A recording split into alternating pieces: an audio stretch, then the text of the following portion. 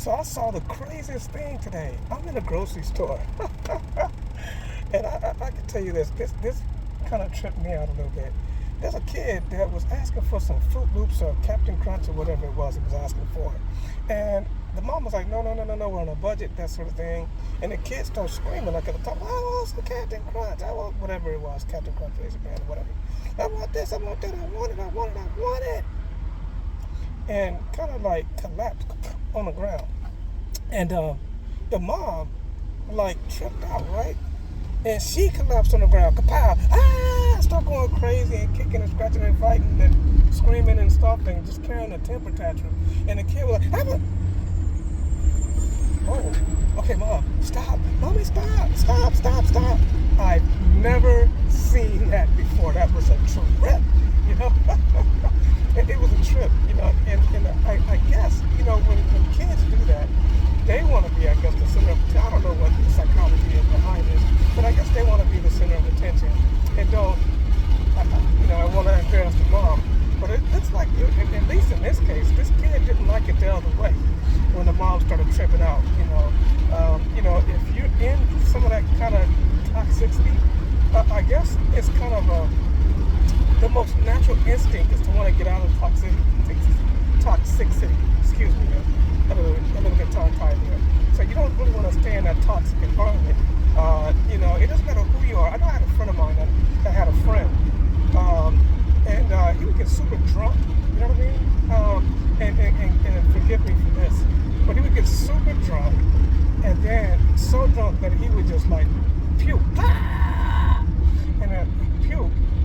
Then I guess whatever the poison that was in his body from that alcohol made him feel better. It's like he's not, let's keep the party going, you know, that sort of thing, and continue. Okay, now that's kind of an unnatural thing to want to stay in the toxic environment that you're in, and then you get out of the toxic environment and kind of want to get back in it. I mean, I know there's some people that say, man, I'll never leave the hood, and that sort of thing, but for the most part, most people want to stay out of that toxic environment. So if that person is you, and you're in a toxic environment, first of all, you have to recognize that you're actually in the environment. Some people are in a toxic environment and don't even know it.